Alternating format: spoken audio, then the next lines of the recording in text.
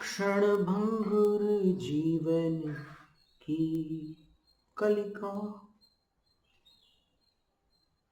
कल प्रात को जाने खिली न खिली, मलयाचल की शुचि शीतल मंद सुगंध समीर, चली न चली कलिकाल कुठार लिए फिरता, कलिकाल कुठार लिए फिरता। तन नम्र से चोट, तन नम्र है चोट, झिली न झिली, ले ले प्रभु नाम हरी रसना, फिर अंत समय में हिली न हिली। आज हमने इसको पढ़कर सुनाया था, थोड़े से शब्दों में अंतर, थोड़ा शब्दों में अंतर।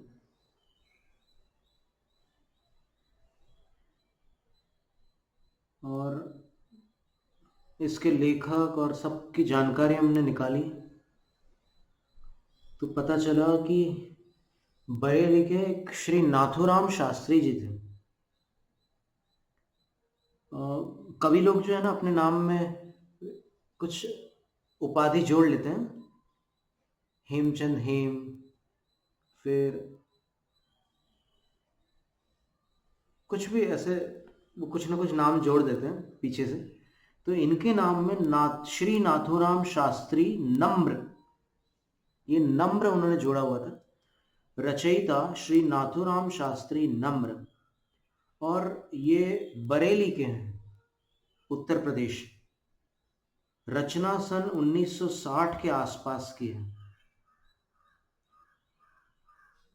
उनके द्वारा रचित एक खंड काव्य का अंश है। क्षण भंगुर जीवन की कलिका, कल प्रात को जाने खिली न खिली, मलयाचल की शुचि शीतल मंद, सुगंध समीर मिली न मिली। ये देखिए ये पाठ। फिर कलिकाल कुठार लिए फिरता, तन नम्र है चोट झिली न झिली,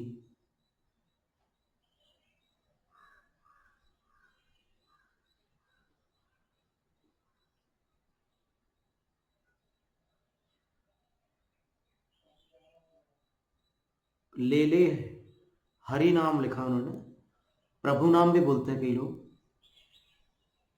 अरी रसना, फिर अंत समय में हिली न हिली। और कविवर चंद्रपान जैन ने जैन मान्यता अनुसार वहां पर भजले अरिहंत अरि रसना ऐसा पाठ किया है।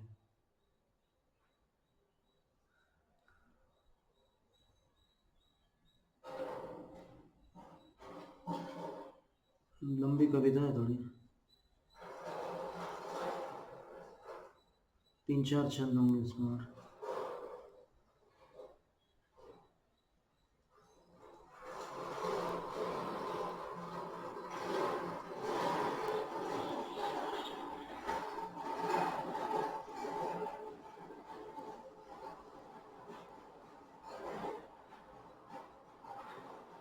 संदेश अच्छा है।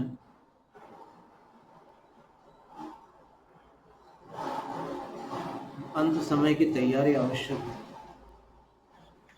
गुरुवर यदि पूरी रचना सुना दे एक बार आप अपनी वाणी से।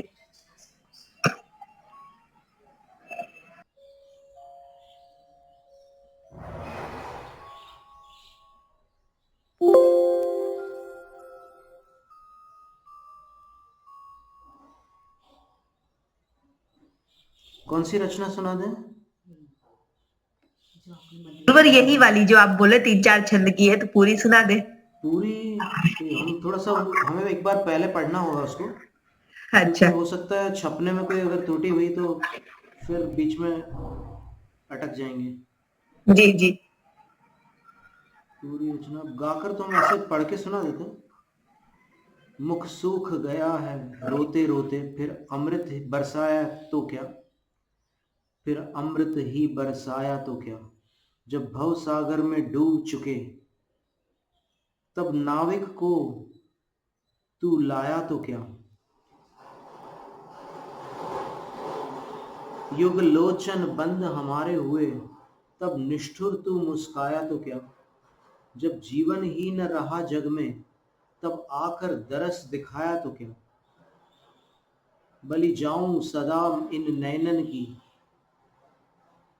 बलिहारी छटा पे मैं होता रहूं।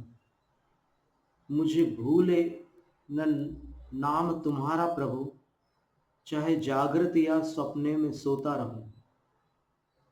चाहे जागृत या स्वप्न में सोता रहूं। फिर उन्होंने अपने आराध्य का नाम लिखा है कि मैं उनका नाम पुकारूं सदा, मुख आंसुओं से नित धोता रहूं। भगवान तुम्हारे वियोग में मैं बस यूं ही निरंतर रोता रहूं।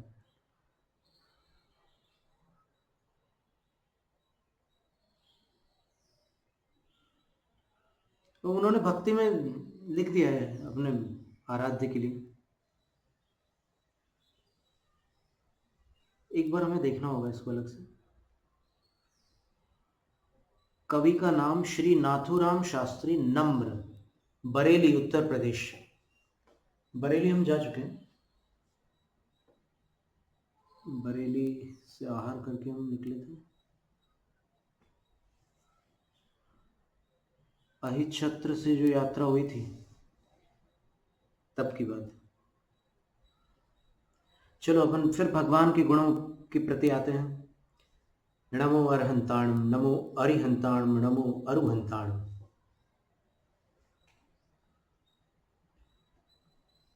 तो जन्मतोपि स्वामिनः शरीरस्य दशातिशया।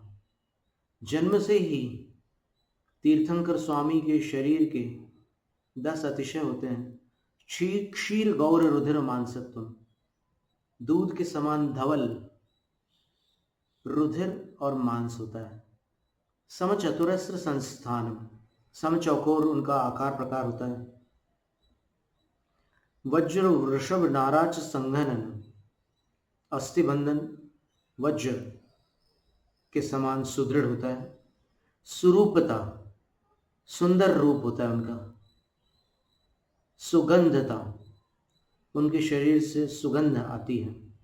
सुलक्षणत्व, उनके शरीर में 108 सुंदर सुंदर लक्षण होते हैं और 900 व्यंजन होते हैं। फिर अतुलित बल होता है उनका। उनके वचन मधुर भी होते हैं और हितकारी होते हैं।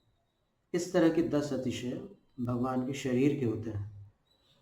फिर केवल ज्ञान होने पर 100 योजन तक सुभिक्ष हो जाता है, 1300 किलोमीटर तक। गगन गमन, वो फिर गगन में गमन करते हैं, धरती पर पैर नहीं छुलाते। अप्राणी वध, उनके द्वारा किसी जीव जंतु का घात नहीं होता और उनके सानिध्य में किसी जीव का वध नहीं हो सकता। फिर कौर बना करके भोजन नहीं लेते, उन पर उपसर्ग नहीं होता। उनके 4 मुख दिखते हैं, चतुर्मुखी दिखते हैं भगवान। सर्व विद्याओं के परम ईश्वर हो जाते हैं। उनके दोनों प्रकार की छाया नहीं पड़ती, परछाई भी नहीं पड़ती और प्रतिबिंब भी नहीं पड़ता। और उनकी चक्षुषी मेषोन्मेषो न भवति, आंखें पलके नहीं झपकती। नखानां केशानां च वृद्धिर न भवति, नख और केशों की वृद्धि नहीं होती। जितने हैं उतने ही बने रहते हैं। जैसे मल्लिनाथ भगवान थे, उनको चलो अपन 24 तीर्थंकरों का थोड़ा सा स्मरण करके देखते हैं। वृषभदेव तीर्थंकर को 1000 वर्ष के उपरांत केवल ज्ञान हुआ। दीक्षा के 1000 वर्ष बीतने पर केवल ज्ञान हुआ। अजितनाथ भगवान को 12 वर्ष के उपरांत, शंभवनाथ भगवान को 14 वर्ष के उपरांत, अभिनंदन नाथ भगवान को 18 वर्ष के बाद केवल ज्ञान हुआ। सुमतिनाथ भगवान को 20 वर्ष के उपरांत हुआ। पद्मप्रभ भगवान को 6 महीने में हुआ, आधे वर्ष में। सुपार्श्वनाथ भगवान को 9 वर्ष में। चंद्रप्रभ भगवान को 3 माह में केवल ज्ञान हो गया। पुष्पदंत भगवान को 4 वर्ष में केवल ज्ञान हुआ। शीतलनाथ भगवान को 3 वर्ष केवल ज्ञान प्राप्त करने में लगे। श्रेयांसनाथ भगवान को 2 वर्ष लगे। वासुपूज्य भगवान को 1 वर्ष। विमलनाथ भगवान को 3 वर्ष। अनंतजित तीर्थंकर को, अनंतजित उनका नाम है। नाथ तो अपन सबके लिए एक आदर सूचक शब्द जोड़कर बोलते हैं। नाथ नाम नहीं होता। नाथ जैसे पार्श्व प्रभु बोला अपन ने, तो प्रभु उनका नाम नहीं है, वो प्रभु है। इसी प्रकार आदि नाथ बोला, तो नाथ जो है उनका नाम नहीं है, वो नाथ है। तो अनंत जित जो 14वें तीर्थंकर हैं, उनको 2 वर्ष लगे थे। उनको 2 वर्ष लगे थे। धर्मनाथ भगवान को 1 वर्ष लगा। दीक्षा के 1 वर्ष बाद उनको केवल ज्ञान हो गया। फिर शांतिनाथ भगवान, कुंतुनाथ भगवान, अरनाथ भगवान, तीनों तीर्थंकर हस्तिनापुर से थे, तीनों चक्रवर्ती थे, तीनों कामदेव थे, तीनों को 16 वर्ष बाद केवल ज्ञान हुआ। दीक्षा के 16 वर्ष के उपरांत उनको केवल ज्ञान हुआ। बहुत सारी समानताएं हैं तीनों में। फिर मल्लिनाथ भगवान, मल्लिनाथ भगवान को 24 तीर्थंकरों में सबसे कम समय लगा केवल ज्ञान प्राप्त करने में। उन्होंने अत्यंत अल्प अवधि में केवल ज्ञान प्राप्त कर लिया। मात्र 1 आहार किया उन्होंने। 3 उपवास के साथ दीक्षा ली, फिर 1 आहार लिया, और उनकी दीक्षा के 6 दिन पूरे हुए और केवल ज्ञान प्राप्त हो गया उनको।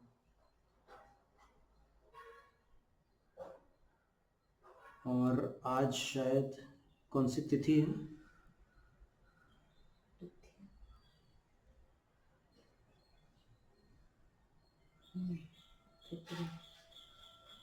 इसमें नेट नहीं चल रहा। तृतीया है। आज तृतीया है। दूज की तिथि उनके केवल ज्ञान की तिथि थी, मल्लिनाथ भगवान की।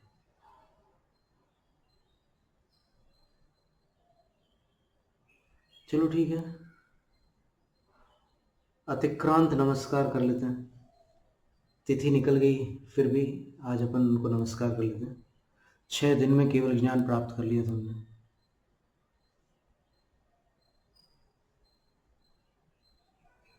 यानी 11 की दीक्षा थी उनकी। मार्गशीर्ष शुक्ला एकादशी को दीक्षित हुए थे। पौष कृष्णा दूज को केवल ज्ञान को प्राप्त किया था उन्होंने। सबसे कम समय उनको लगा था, मात्र 1 आहार लिया था। और तीर्थंकर का ये नियम होता है कि वो दीक्षा के समय जितने उपवास करते हैं, जीवन में कभी भी उससे कम उपवास किए बिना आहार नहीं लेते। अगर 3 उपवास के साथ दीक्षा ली है, तो जब भी वो आहार लेंगे, वो 2 उपवास के साथ कभी भी नहीं लेंगे। 3 उपवास से कम कर ही नहीं सकते। वो 3 उपवास करके ही आहार लेंगे।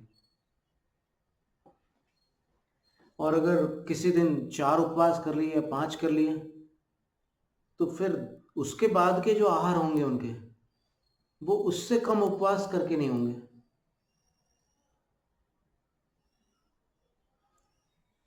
महान आत्माएं हैं वो। मल्लिनाथ भगवान को 6 दिन लगे। मुनि सुव्रत भगवान को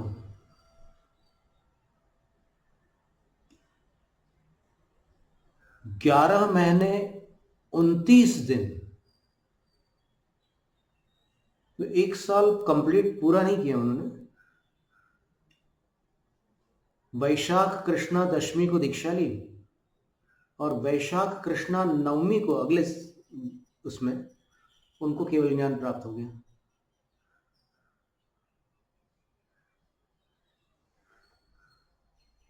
नमीनाथ भगवान को 9 वर्ष लगे।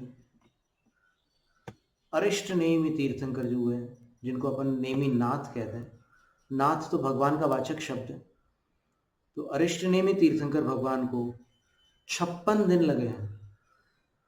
2 माह पूरे नहीं हुए थे, 2 माह में 4 दिन विशेष थे। केशलोंच की न्यूनतम अवधि 2 माह बताइए शास्त्रों में। 2 माह के पहले केशलोंच करना मना है।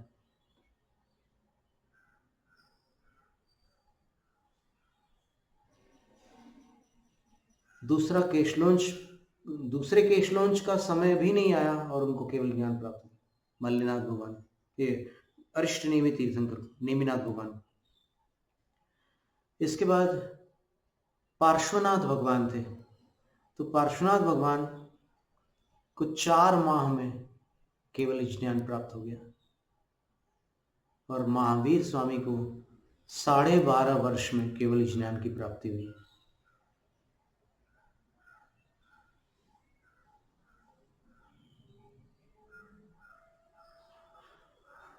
अब ऐसे कुछ रिद्धिधारी मुनि होते हैं जिनके लिए केशलोंच का नियम नहीं होता। वो केश कितने भी बढ़ जाए, कोई उसमें फर्क नहीं पड़ता। जैसे बाहुबली स्वामी के केश 1 वर्ष में यहाँ कंधों तक आ गए थे, केवल ज्ञान के बाद भी केश वैसे के वैसे ही रह गए। तो हम ये कहना चाह रहे थे कि जैसे बाहुबली के इतने बड़े केश रह गए, घुंघराले होते हुए भी, अब जैसे प्रतिमा में जो चित्रण है वो घुंघराले बालों का है, पर यहाँ पर जैसे अपन पढ़ते हैं कथाओं में, तो उनके बाल बड़े हो गए थे और फिर बालों में पक्षियों ने घोंसले बना लिए थे, और ये सारी बातें आती है वर्णन में। आदिनाथ भगवान की जटाएं कहाँ तक चली गई थी, बहुत लंबी हो गई थी, ये सारा वर्णन अपन पढ़ते हैं। तो उनके लिए ये नियम नहीं है कि 2 महीने में, 3 महीने में या 4 महीने में केशलोंच करें। वो केशलोंच से बड़ा काम कर रहे हैं। वो इतने महातपस्वी हैं कि उनके विषय में पंचमकालीन साधुओं के लिए अथवा सामान्य साधुओं के लिए जो नियमावली है उसका बंधन नहीं है उनके लिए। इसीलिए आचार्य कुंदकुंद स्वामी ने उनको अलग से नमस्कार किया है। दीहृणः मनसुलो में तव सिरि भरिये नमन सामी। आचार्य कुंदकुंद स्वामी ने योगी भक्ति में लिखा है, जिनके नाखून लंबे लंबे हो गए, बिल्कुल ऐसे खड़े कायद सिर में, तो नाखून कहाँ से कहाँ चले गए। हाथ तो ऑलरेडी घुटने तक रहते हैं उनके। आजान बाहु, आजानु बाहु, आपने सुना होगा। ये श्री रामचंद्र कृपालु भजमन, एक तुलसीदास जी का एक भजन है। सुनने में लगता है संस्कृत में है, लेकिन वो अनुस्वार होने के कारण ऐसा लगता है, वास्तव में संस्कृत में नहीं है। उसमें एक शब्द यमन राग में लता जी ने और बहुत से लोगों ने गाया उसको। श्री रामचंद्र कृपालु भज मन, हरण भव भय दारुणम, आजानुबाहु, ये एक विशेषण उसमें दिया।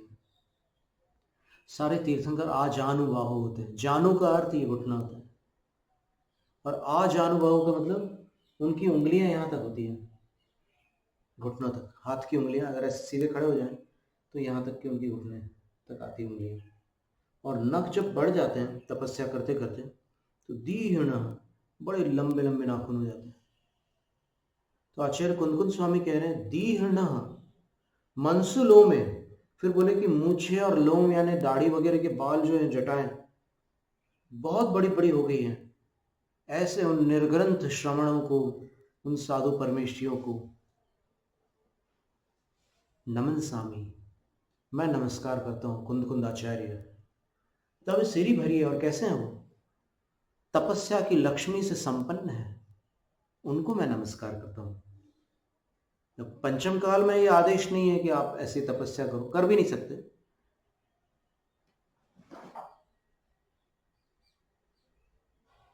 तो पंचम काल में तो बताया कि 4 महीने का अतिक्रमण नहीं हो सकता केशलोंच के लिए, और अगर हो जाता है तो उसके लिए प्रायश्चित भी बताया।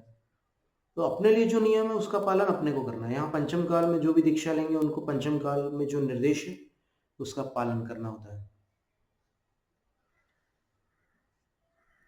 तो मल्लीनाथ भगवान के कितने बड़े बाल होंगे, ये इस बात पर हम आना चाह रहे थे। आप विचार कीजिए।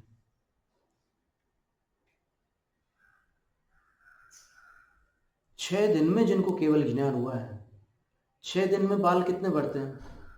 शेविंग वाले देख लो, जो या बाल कटिंग करते हैं जो, वो देख लो 6 दिन में कितने बड़े होते हैं? बहुत कम बड़े होते हैं। जैसे अभी अभी ये चतुर्दशी गई है, हमारे केश लॉन्च को 1 महीना हुआ था इस चतुर्दशी को, तो 1 महीने में कितने बड़े हुए बाल? तो जब 1 महीने में इतने बड़े हो रहे हैं, 6 दिन में कितने होंगे? तो मल्लीनाथ भगवान की जो प्रतिमा है, बुंदेलखंड में एक ऐसा स्थान है जहाँ पर आचार्य श्री का संग, हमारी दीक्षा के पहले हम लोग आचार्य श्री वहाँ से निकले थे, हम लोग साथ में थे, ब्रह्मचारी थे। तो उस टाइम हमने आचार्य श्री से निवेदन किया कि आचार्य श्री देखिए, यहाँ पर जो मल्लीनाथ भगवान विराजमान हैं, उनके सिर पर वो जो घुंघराले केश होते हैं तीर्थंकरों के, वैसे केश नहीं हैं। और फिर हमने निवेदन किया कि आचार्य श्री, उत्तर पुराण में हमने पढ़ा है कि भगवान को तो 6 दिन में केवल ज्ञान हो गया था, तो जिनको 6 दिन में केवल ज्ञान हो गया उनकी तो यही स्थिति होगी। तब आचार्य श्री मुस्कुरा रहे थे उस समय, यानी उनको लगा कि सही बात है कि 6 दिन में बाल बढ़ ही नहीं सकते, इतने नहीं बढ़ सकते कि घुंघराले हो जाए, ये कहने का अभिप्राय है। अब कुछ लोगों की प्रकृति से घुंघराले बाल होते हैं ना, कुछ लोगों के नहीं होते। अब जैसे हमारे ही बाल है, हमारे बाल प्रकृति से घुंघराले हैं, लेकिन अभी यहाँ पर इतने कम समय में नहीं होते वो घुंघराले, जो और बढ़ जाएंगे तो घुंघराले हो जाएंगे। तो ये कहने का अभिप्राय था कि केवल ज्ञान के बाद केश और नख नहीं बढ़ते, ये भी एक अतिशय है केवल ज्ञान का, और ये सभी केवलियों के लिए है, इस बात का ध्यान रखना है। मान लो कोई केश लॉन्च करने के बाद तुरंत उसी दिन उनको केवल ज्ञान हो जाए, तो उनका सिर जो है वो मुंडित ही रहेगा, मोक्ष जाने तक वैसे ही रहेगा, उसमें फिर बाल बढ़ने का सवाल ही नहीं है। और जिनको मान लो कल केश लॉन्च करना है और आज केवल ज्ञान हो गया, तो उनके बाल जितने बढ़ गए हैं उतने ही रहेंगे। तो अरिहंतों के अथवा केवलियों के जो केश हैं, उनके आकार प्रकार भिन्न भिन्न हो सकते हैं, ये हमारे कहने का अभिप्राय था। मल्लीनाथ भगवान के छोटे बाल थे और आदिनाथ भगवान के बड़े बड़े बाल थे।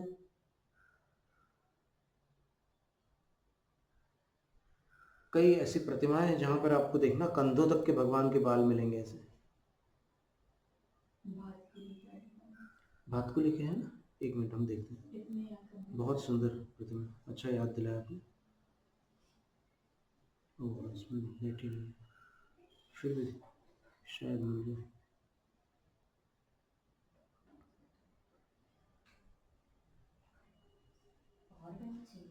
नहीं चाहिए, कुछ नहीं, ऑलरेडी इसमें है। यहाँ वाले आदिनाथ भगवान के लिए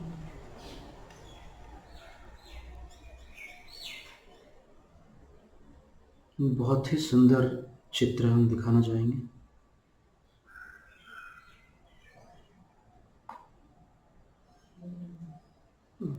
मिल गया।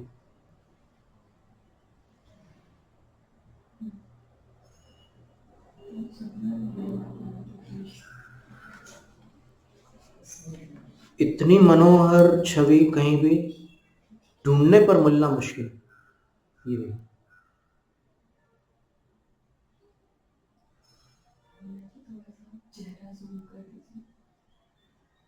केश दिख रहा है,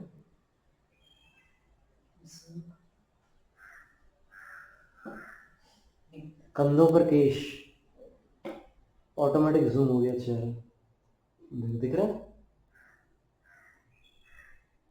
जी गुरुदेव, एकदम साफ दिख रहा है।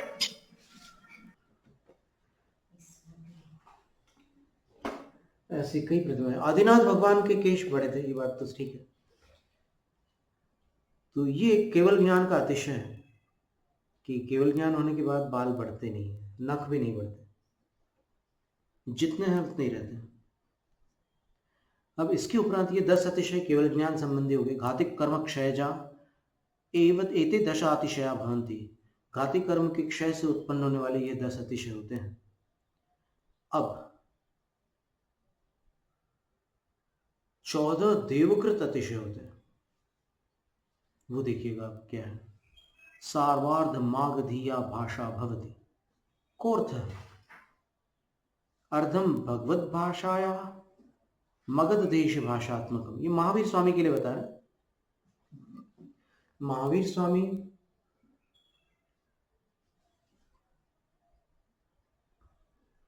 मगध देश के निकटवर्ती जो विदेह देश है वहां जन्मे थे। और विदेह देश जो है ना, ये मगध देश में राजगृही राजधानी है। और पाटलिपुत्र कौन से देश में आता था? पाटलिपुत्र से उत्तर दिशा में विदेह देश है, जहां पर वैशाली नाम सुना होगा आपने। आज उसको वैशाली की भूमि कहते हैं। तो उस विदेह देश में कुंडपुर में महावीर भगवान जन्मे थे। तीर्थंकरों का जन्म उनके नाना के यहाँ नहीं होता, उनके पिताश्री के यहाँ होता है। और बाकी कई लोगों का अपने अपने नानाओं के यहाँ हो जाता है जन्म। तीर्थंकरों का जन्म अपने पिताश्री के यहाँ होता है। क्योंकि महावीर स्वामी के नाना आप जानते हो कहाँ थे? वो स्थान आज पाकिस्तान में है, सिंध देश में। सिंध देश की भूमि पर वहाँ के सम्राट राजा चेटक थे। उनकी रानी महारानी सुभद्रा थी और उनकी 7 पुत्रियां थीं। सबसे बड़ी जो थी उनका नाम प्रियकारिणी था, और प्रियकारिणी का दूसरा नाम त्रिशला भी था। फिर मृगावती, प्रभावती, वसुप्रभा, ज्येष्ठा, चेलना। चेलना भी महावीर स्वामी की रियल मौसी थी। आपने चेलना रानी का नाम सुना ना? राजा श्रेणिक की रानी चेलना। कैसे उसने जैन होकर के अपने पति को भी जैन बना दिया। चेलना रानी। फिर चेलना के बाद 6ठे क्रमांक पर ज्येष्ठा, और अंतिम जो 7वीं जो थी, सबसे छोटी बहन जो थी, उन्होंने कौशाम्बी में महावीर भगवान को आहार दान दिया था, और उनका नाम था चंदनबाला, चंदना। जो महावीर स्वामी के समवसरण में गणिनी आर्यिका थी, प्रधान आर्यिका थी, दीक्षा और प्रायश्चित देने का अधिकार रखने वाली आर्यिका थी।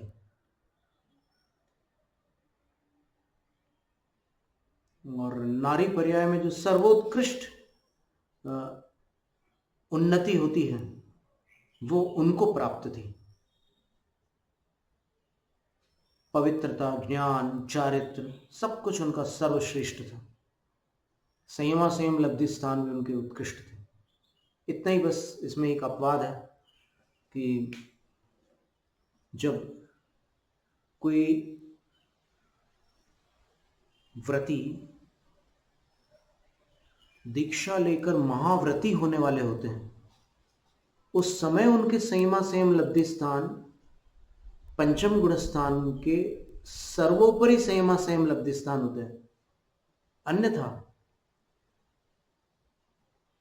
इनके 11वीं प्रतिमा तक के संयमा संयम लब्धि स्थान बन सकते हैं पुरुष पर्याय में, और नारी पर्याय में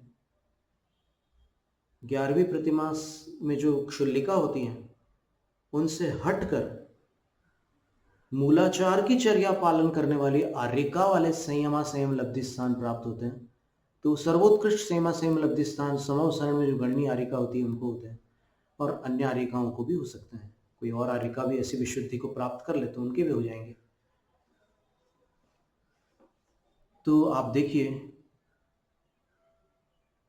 कि महावीर स्वामी की माँ माता त्रिशला सबसे बड़ी बहन, फिर उनके जो प्रधान श्रोता है राजा श्रेणिक, उनकी रानी भी महावीर स्वामी की मौसी चेलना महारानी, और फिर जो प्रधान गणिनी है आरिका, गणिनी आरिका है उनके समवसरण की, वो भी भगवान की ही मौसी जो चंदना मौसी। पर अब वो वैसा व्यवहार नहीं करते, भले ही संबंध तो बने रहते क्योंकि शारीरिक संबंध है, तो जो देह जनित संबंध होते हैं वो जीवन में परिवर्तित नहीं हो सकते। अब कभी भी आप महावीर स्वामी के पिता कौन थे अगर ऐसा पूछें तो फिर पिता तो उनके सिद्धार्थ ही रहेंगे, कोई और थोड़ी पिता बन जाएंगे उनके। माता कौन थी तो माता त्रिशला ही रहेगी। महावीर स्वामी को त्रिशला नंदन ही कहते हैं, और आदिनाथ भगवान को नाभेय कहते हैं। क्यों कहते हैं? पुराण चेतो मम नाभि नंदनो, समंतभद्र स्वामी भी कह रहे हैं कि मेरे मन को नाभि नंदन पवित्र करे। नंदन यानी पुत्र होता है।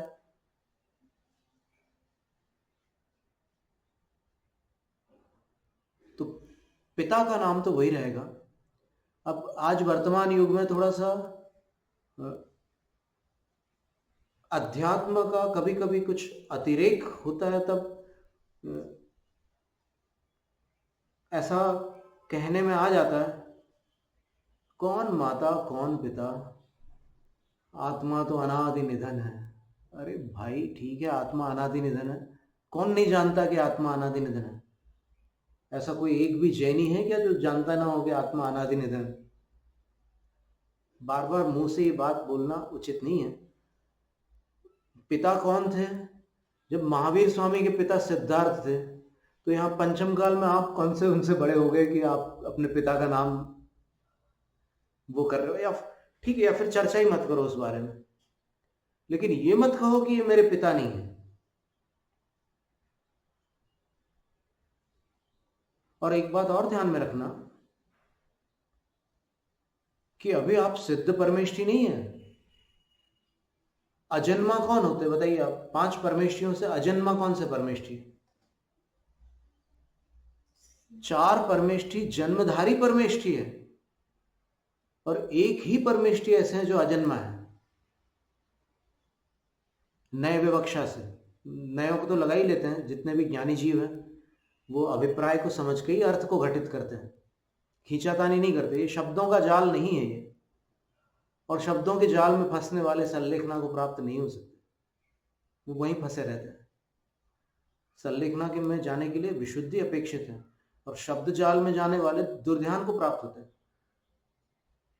उनको उसी में आनंद आता है, शब्दों को तोड़ने मरोड़ने में। उसका कोई यहां काम नहीं है। तो जब अपने कोई, अब देखिए महावीर स्वामी के पिता का वर्णन कहां पर आ रहा है? उनकी स्तुतियों में। महावीर अष्टक में नाम आता है क्या? महावीर स्वामी के पिता का नाम महावीर अष्टक में आता है कि नहीं? सिद्धार्थ नाम आता है कि नहीं? सीधे सीधे सरल शब्दों में अवश्य आता है।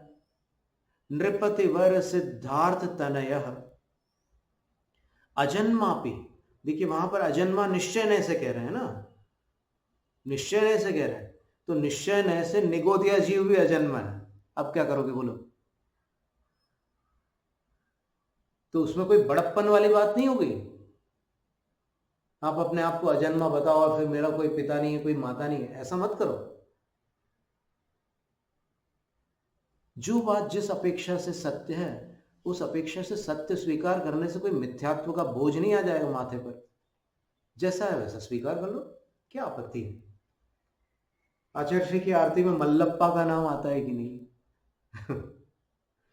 माता श्रीमंती अब यहाँ उत्तरापथ वाले लोग श्रीमती श्रीमती बोलने लग गए, आदत पड़ी है श्रीमती बोलने की। माँ का नाम श्रीमंती था। अभी यहाँ पर श्रवण बिल्कुल में महावीर प्रसाद जी आए थे, तो फिर उन्होंने यही बताया कि माता श्री का नाम श्रीमंती था, पर क्या करें, बोलते हैं। और आचार्य श्री को अगर बोलते हैं कि ये अशुद्ध है, तो बोलते हैं कि गृहस्थों को जो करना है वो करने दो, ये साधु का काम नहीं है उसमें पढ़ना, गृहस्थों के बीच पढ़ने का काम साधु का नहीं है। ये आचार्य श्री के शब्द है, और ऐसा महावीर प्रसाद जी ने हमसे यहाँ पर श्रवण बिल्कुल में कहा। तो माता पिता नहीं बदल सकते, वो देहाश्रित है ना, समझ लो आप। शरीर आया कहाँ से आपका, चाहे आप मुनि बन जाओ या कुछ भी बन जाओ, शरीर कहाँ से आया? शरीर तो माता पिता की देन है ना, तो स्वीकार कर लो, उसमें क्या आपत्ति है। अब यहाँ भगवान के जो अतिशय है उसमें आप देख लीजिए कितने सारे शरीर संबंधी 10 अतिशय है, केवल ज्ञान संबंधी 10 अतिशय है। अब महावीर स्वामी के विषय में कह रहे हैं कि वो मगध के निकटवर्ती, उनको उनका जो प्रथम उपदेश हुआ था वो मगध में ही हुआ था। मगध देश, पहले ऐसे देश हुआ करते थे। अब आज तो राष्ट्र को अपन देश बोलने लग गए। मेरा देश महान, 100 में 70 बेईमान।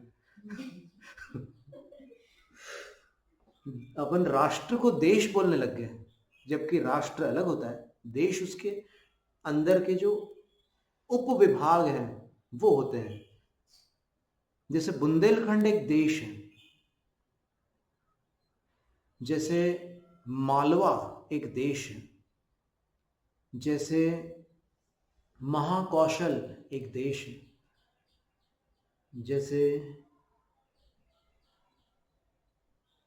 सौराष्ट्र एक देश है, जैसे गुर्जर एक देश है, जैसे कच्छ एक देश है। अभी तो पूरा गुजरात स्टेट बना दिया उन्होंने, राज्य बना दिया। तो ऐसे विभाग थे पहले, कोई बात नहीं, वो तो ठीक है, जानकारी की एक बात थी। तो मगध देश, भगवान की जो भाषा थी, सार्वार्ध मागधीया, कोर था, इसका अर्थ क्या हुआ? अर्धम भगवत भाषया मगध देशात्मकम। अच्छा, ये बात कह रहे हैं।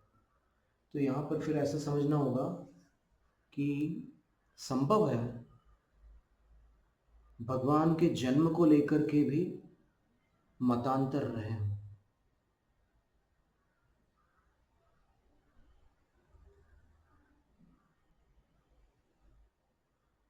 और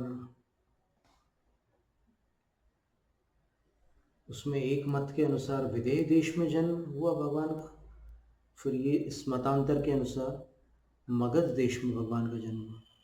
तो अभी ज्ञानमती माता जी ने तो जो कुंडलपुर वहाँ पर है ना, मगध देश में ही, वो तो अपन गए थे पावापुरी के पास में ही, पावापुरी के पास कुंडलपुर था, और कौन सा एक स्थान था, पावापुरी, कुंडलपुर, ऐसे 4-5 तीर्थ वहां पर। पाटलिपुत्र तो अलग है, वो गुणावा अलग है। उत्तर पुराण में उनके विषय में, गणधर महाराज के विषय में तो ये लिखा है कि वो विपुलाचल से मोक्ष गए, जहाँ से जीवेंद्र स्वामी, प्रीतिंकर कुमार मोक्ष गए, वहीं से गौतम गणधर स्वामी भी मोक्ष गए।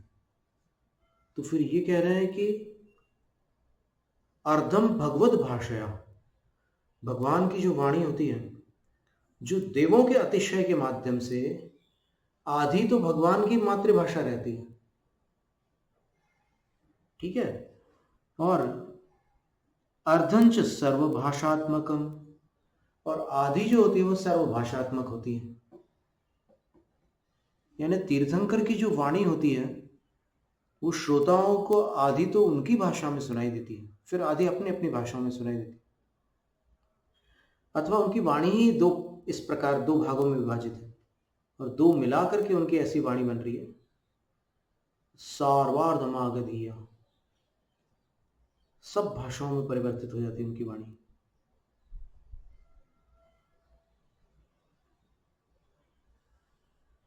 कथम एवं देवोपनीतत्वम तत् अतिशयस्येति चेत, प्रश्न उठता है कि ये जो वाणी है भगवान की, ये सबको उनकी उनकी भाषा में सुनाई दे रही है, तो इसमें देवों का क्या अतिशय हुआ,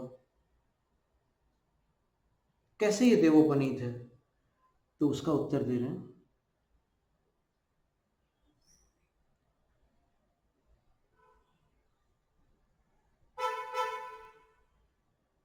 क्या हो गया, 9 बजे अभी।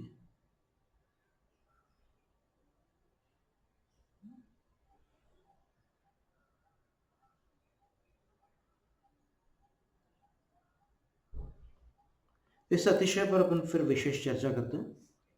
अभी ये समझ लीजिए कि ये देवोपनीत है क्यों है, इसका उत्तर अपन फिर देखते हैं, ठीक है। सर्व जनता विषया मैत्री भवति, सर्वे ही जन समूहा मागध प्रीतिंकर देवातिशय वशाद, नहीं क्या हो गया,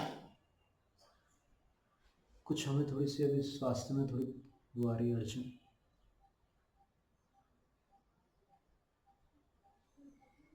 तो ऐसा करते हैं कि आज अपन ने जितना रखा है, जितना सुना है उतना ही रखते हैं। आगामी सत्र में इसके आगे का अपन विषय ले लेंगे। जैनम जयतु शासन उदक चंदन तंडुल पुष्प कैश चरु सुदीप सुधूप फलार्घ्य कैः धवल मंगल गान रवाकुले जिन गृहे जिन राज महं यजे, जिन गृहे जिन शास्त्र महं यजे, जिन गृहे मुनिराज महं यजे।